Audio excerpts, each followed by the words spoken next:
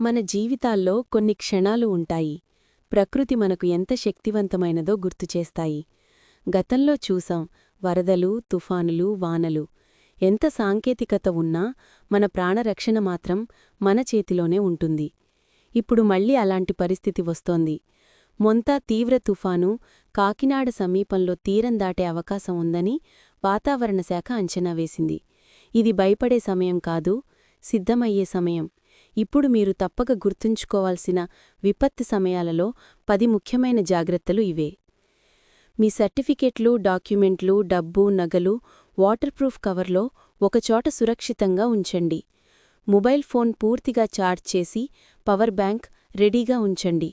కనీసం 2 రోజుల పాటు సరిపడే ఆహారం మరియు డ్రై ఫుడ్ నిల్వ ఉంచుకోండి. చిన్నపిల్లలు ఉన్నవారు పాలు, బేబీ ఫుడ్ సిద్ధంగా ఉంచండి.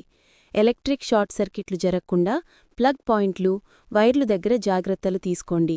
మీ ప్రాంతం నీరు పెరిగే ప్రాంతమైతే ముందుగానే సురక్షితమైన స్థలానికి తరలండి.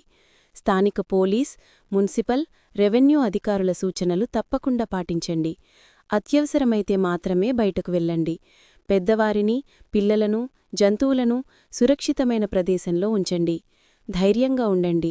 మనలో మనం సహకరించుకుంటే మనం ఏ విపత్తునైనా ఎదుర్కోగలము.